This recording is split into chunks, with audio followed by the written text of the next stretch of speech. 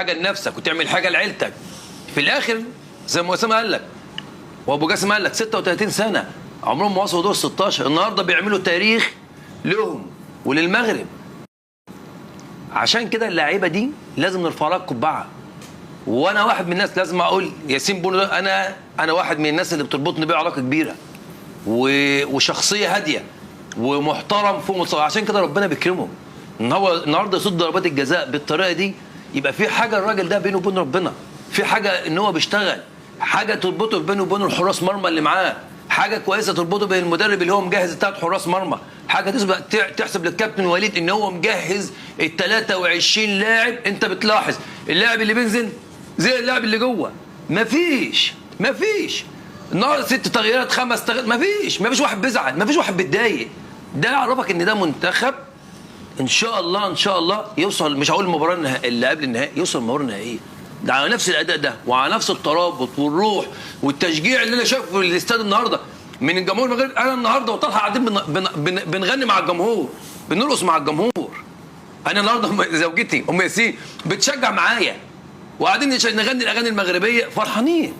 صراحه انا واحد والله انا افتخر ان في منتخب مغربي عنده الروح والاصرار دي، وكلنا وكل الشعب والوطن العربي كله والشعب المغربي ان شاء الله هندعي لهم لغايه ما يوصلوا المباراه او الهدف بتاعهم اللي هم عاوزين يوصلوا له. الف مليون مبروك مره ثانيه للوطن العربي والشعب المغربي، ويا رب مزيد ان شاء الله من التالق والنجاح ان شاء الله المباراه النهائيه. نتكلم على حارس المغرب اللي استطاع ياسين بونو ان يصد 3 ركلات جزاء وغير غير تفاعله في المباراة وتصديه الآخر. أنا النهاردة اتفرجت على تسخينه هو نازل الملعب. أنا حارس مرمى بحس بالحارس اللي قدام، ممكن أبص على وشه. تسخينه وتركيزه في التسخين هو والحراس اللي معاه، مش هو لوحده. تحس إن في ترابط بينهم وبين بعض. كل قراراته في الماتش النهارده يمكن ما عدا يعني الكره يمكن رجعت له هو شاطها بطريقه، بس ده عادي. بس التركيز بتاعه التدريب بتاعه يعرفك ان هو جاهز. كل الكور اللي جات له النهارده في المباراه صراحه اتعامل معاها بمستوى عالي قوي قوي. يستحق ان هو ياخد احسن حارس مرمى في اسبانيا، ويستحق اكتر ان هو يصنف من حراس مرمى على مستوى العالم بالاداء اللي هو بيشتغله كله. يمكن هو لما غاب مباراه عادي رجع كان متالق، النهارده نفس الشيء بيثبت، بيتالق في 3 ضربات جزاء، بيعمل حاجه كده على خط المرمى دي ما يعملهاش الا ان كان حارس مرمى عنده سرعه رد فعل، عنده القرار جاهز، حركه رجله بتروح في اتجاه الكوره، بيبص على اللاعب. بالذات في الكره اللي هي يمكن الثانيه او الثالثه بتالي ضربه الجزاء الثانيه او الثالثه اللي هم لو يعني بعد ما يخلصوا الاحتفالات يجيبوها لنا. دي تعرفك ان هو لياقيا ذهنيا بدنيا ان هو جاهز لاي حاجه في تيجي عليه في المرمى بما فيها ضربات الجزاء. بقول له مبروك، بقول له زمايله مبروك، بقول له مدرب حراس مرمى مبروك، مبروك لكل زمايلك، وان شاء الله مزيد من التالق ان شاء الله. العلاقه جيده جدا بين سيرخيو راموس واشرف حكيمي، وهذه التغريده كانت يوم ما اقصى لويس انريكي سيرخيو راموس من اللائحه. صح. حكيمي يعتقد بان سيرخيو راموس كان عليه ان يتواجد في المونديال. بالنسبه للويس انريكي الموضوع واضح. سيرخيو راموس اسطوره، عشان تيجي وتنزله في الاحتياط صعب جدا، لان سيرخيو راموس عنده صحافه كبيره تسانده، فلويس انريكي ما راح يقدر يشتغل على راحته. ما تقدر تخلي سيرخيو راموس في الاحتياط باستمرار. لو كان سيرخيو راموس من الناس اللي حيجي الاحتياط ويسكت 3 مباريات والله سيكون في اللائحه. لكن حتى لويس انريكي يظل على تركيز المجموعه، يودي فقط اللاعبين اللي حيكونوا معاه.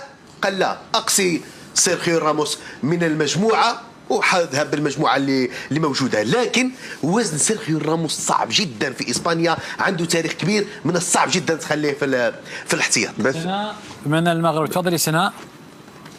السلام عليكم. السلام يا سناء، والف الف مبروك الفوز. الله يحفظكم، الله يبارك فيكم، وإن شاء الله فوز مبارك للمغرب ولكل الدول العربية والإسلامية والأفريقية كذلك. تستاهلون. شكرا أخي خالد الجاسم، شكرا لكم وشكرا جميعا لكل ضيوفك الكرام، الأستاذ أشرف، الأستاذ أسامة، الأخي الأستاذ رواس، الأستاذ شيباني، كلكم جميعا. تحياتي لكم، تحياتي لأنكم أساتذة كبار. فشكرا، كنت أتابعكم يوميا، وشكرا لتشجيعكم المنتخب المغربي وكل المنتخبات العربية. كونوا أكيدين هذا الفوز مش فقط للمغرب لكن هو فوز لكل العرب. تحياتي للأمير تميم، شكرا جزيلا لكل الحكام العرب، كل إنسان ساند المنتخب المغربي اليوم. تحياتي لك خاصة الأستاذ أشرف بن عياد. اليوم فعلا في المقابلة مع أعتقد لاعب مرابط، فعلا حسيت ذاك الموقف، بكينا كلنا صراحة، بكينا لما شفناك عنقتيه وبكيتي. فعلا حسينا بأنه فعلا المغاربة اليوم حسوا بكم وعرفوا بأن المنتخب المغربي عمل مجهود كبير كبير كبير.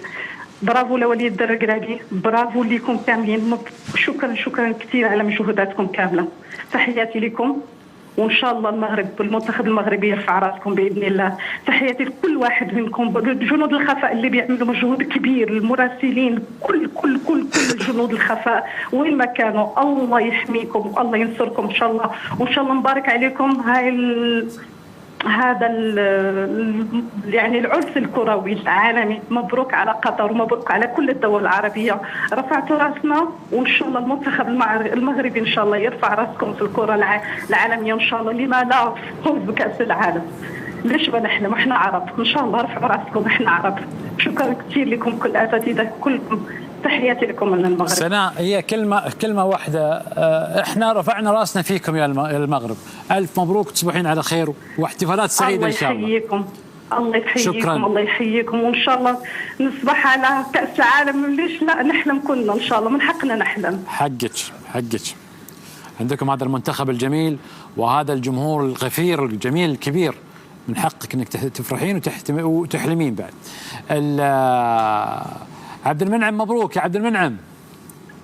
أخي خالد، شكرا لكم على هذا التنظيم، وشكرا لسمو الأمير محمد الأمير الوالد. نظمتم والله أحلى مونديال في العالم حتى الآن، مونديال رائع. وإلى كل المنتقدين وكل من انتقد وكل من قام بربما أفعال كانت تحاول التأثير على هذا التنظيم الجميل، على هذا العرس الكروي الذي قدمتموه للعالم. شكرا قطر، شكرا لك سيد خالد، شكرا لجميع الضيوف. هذا البرنامج الذي أصبح برنامج المجلس، وحتى وإن كان الرواس بعض المرات السيد الرواس يخرج عن ترتيب الثورة، يقوم يعني نقول يتنرفز أو ربما يقوم بالنرفزة، فإنه يعجبنا أن نرى تلك المشاهد. وشكرا لكم جزيلا، وشكرا للمنتخب المغربي وسط العرب، وشكرا لكم على هذا التحليل الرائع وعلى كل ما قدمتموه لهذا المونديال. وأنتم فعلوا خير على المنتخبات العربية أجمع، وخصوصا المنتخب المغربي الذي لولاكم ولولا هذا التنظيم في دولة قطر ربما لما كان ليصل لهذا الإنجاز الذي حققه. وشكرا جزيلا لكم.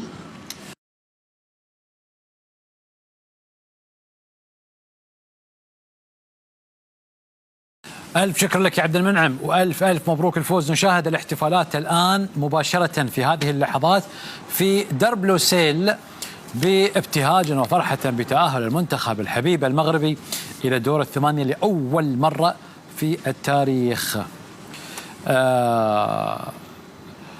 اليوم بغض النظر عن اللاعبين وأدائهم القتالي والروح العالية، الجمهور هذا اللي قاعد يحتفل في درب لوسيل هو يحتفل بنفسه، لأنه كان لهم دور عظيم في المباراة.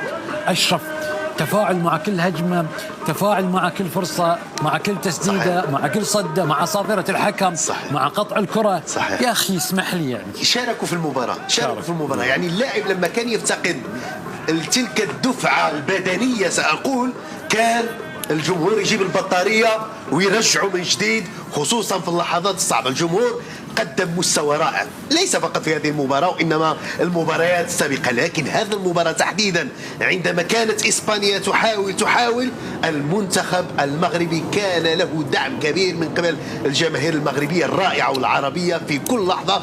ولهذا موضوع الرقم 12 كان جاهز حاضر أكثر من أي وقت مضى. أعتقد أنك أسامة تشاطرني الرأي. لا 100% يعني جمهور خرافي، خصوصا بعدما تحل المشكل ديال التذاكر اللي عشتيه معايا امس وقبل امس. فاول امس يعني الجمهور اتى باعداد كبيره من اوروبا، من الشرق الاوسط، من الخليج العربي، من المغرب، من جميع البلدان اللي فيها مغاربه، وبالتالي يعني كان رائع بمعنى الكلمه. حتى من يسخن الطرح كما نقول باللغه المغربيه هم اولتراس من الرجاء والوداد، المنشطين. لا انا حكيم قاعد يقول لي من بعيد. كل سيرجيو راموس مسوي.